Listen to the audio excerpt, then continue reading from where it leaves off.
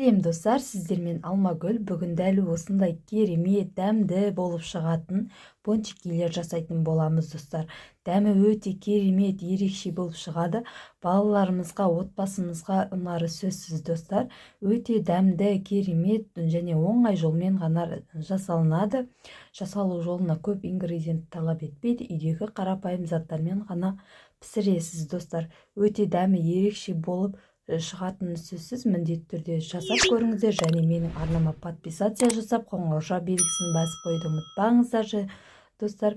Және менің инста, тикток парақшама тіркеліп қойды ұмытпаңыздар достар.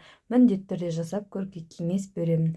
Бізге керекті ингредиенттеріміз осындай: сүтіміз, бір жұмыртқамыз, сары майымыз, шекеріміз және құрғақ дрожжымыз, ұнымыз және аздаған тұзымыз қажет болады. Алдыменен жылы сүтімізді ыдысымызға құйып, оның үстінен шекерімізді салатын боламыз. Оны да салғаннан соң үстінен дрожж саламыз. Дрожждан салғаннан кейін үстіне аздаған шым тұзымызды салып, жақсылап қасықтың көмегімен, не болмаса венчиктің көмегімен араластырып алсаңыздар болады. Осылайша енді үстінен бір дана жұмыртқамызды салып, оны да салып жақсылап араластырамыз. Және оның үстінен сұйық майымызды құятын боламыз. Оны да жақсылап құйып, жақсылап араластырып, бір массаға келгенше араластырып аламыз. Және де енді үстінен құрғақ ұнымызды салатын боламыз. Ұнымызды аз-аздан салып отырып, басында қасықтың көмегімен, сосын қолымыздың көмегімен жақсылап қамыр елейтін боламыз достар. Жұмсақ қамыр елейміз және бетін, міне мен осындай қамыр елеп алдым және бетін жауып, кішкене 1 сағат, 1,5 сағат уақытқа қойып қойдым. Біздің пончикиіміздің қамыры міне көтеріліп, дайын болып шықты достар. Енді осы қамырымызды екіге бөліп, зыбала етіп алатын боламыз достар. Ингредиенттерін міндетті түрде осы видеоның төменгі жағында описание бөліміне қалдырғанмын. Міндетті түрде көріп жасап көріңіздер. Осылайша екі зыбала етіп, кішкене 5-10 минут уақытқа тындыруға қойсаңыздар болады достар. Мен осылайша бірінші зыбаламды осылай жасап алдым. Және қалыңдығын небәрі 5-ақ мм, 4-5 мм қылсаңыздар болады достар. Одан қалың болса, пісетін кезінде арасы таза піспей қалуы мүмкін. Мен дәл осындай қалыңлықта жасайсыздар.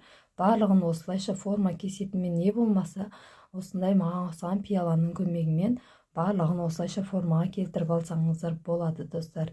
Екінші зыбаламызды дәл осылай етіп, осындай формалар шығарып алып, және де 15-20 минутқа қалдыратын боламыз. Біздің бұл қамырымыз көтеріліп дайын болғанша осындай шоколадымыз бен майымызды қысқа толқынды пешке, яғни микроволновкаға салып, ертіп алып, осындай суытуға қойып қойдым. Менің қамырларым міне көтеріліп дайын болды. Енді оның арасын осындай үйде насадкілеріңіз болса, не болмаса кішкене қақпақпен осылайша форма жасап алсаңыздар болады.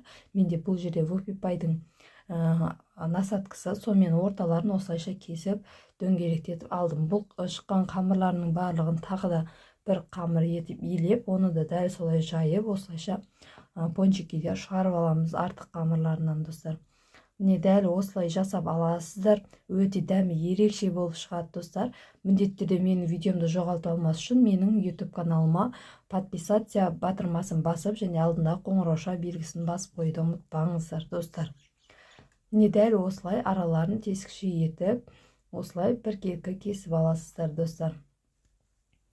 Және осы кесіп алған пончикилеріміздің барлығын араларын осылайша жақсап алып алыңыздар достар. Өте дәмді болып шығады. Әртүрлі формамен жасасаңыздар да болады.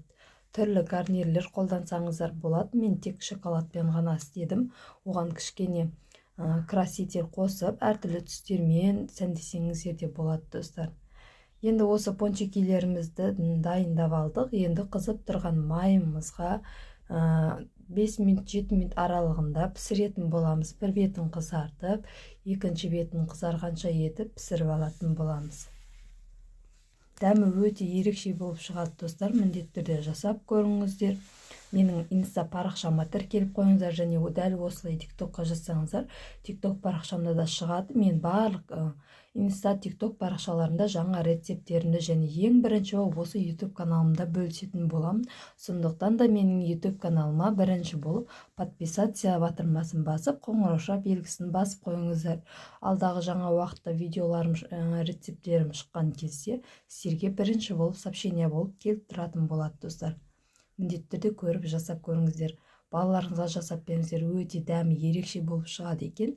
Менің отбасымның барлығы ұнатып, сүйсініп, жеп тауысып қойды. Дәл осылай етіп барлық пончиктерімді пісіріп, енді жаңағы суытылған шоколадымызға осылайша пончиктерімізді батырып алып, астына пергамент төсеп ыдысымызға салып қоятын боламыз. Дәл осылай етіп барлығын осылай жасап аласыздар достар. Пончиктерімізді осылайша суыған шоколадымызға салып аласыздар. Достар, шоколадымыз міндетті түрде салқындатып алыңыздар, себебі ыстық күйінде болса біздің шоколадтарымыз қатты ағып кете беретін болады. Сондықтан да суытылған шоколадқа батыруларыңыз керек. Міне достар, дәл осылай болып шығады. Енді осы пончикилеріміздің үстінен осындай түрлі түсті кокосовый стружкаларымызды сеуіп шығатын боламыз. Міне дәл осылай мен сеуіп алдым, барлығын дайындап. Енді осы пончикилерімізді тоңазытқышқа не болмаса салқын мұздай жерге қойып 15-20 минут аралығында осылай қатырып аламыз достар. Міне достар, менің пончикилерімнің барлығы дайын болды. Өте дәмді болып шықты достар. Міндетті түрде отбасыңызға, балаларыңызға жасап беріп қуантыңыздар. Рецептін описание бөліміне қалдырғаным достар. Инста, тикток парақшама және ең алдымен осы YouTube парақшама подписацияны басып, және қасында қоңырауша белгісін басып қойыңыздар. Видеом ұнаса маған лайк басып, комментария жазып, және видеомды соңына дейін көргендеріңіз үшін сіздерге рахмет. Менің арнама тіркелген болсаңыздар, сіздерге Алла разы болсын. Міндетті түрде жасап беріңіздер достар. Дәмі өте ерекше болып шықты. Көрінісінің өзі аппетитті болып шықты. Сіздермен бірге болған Алмагүл.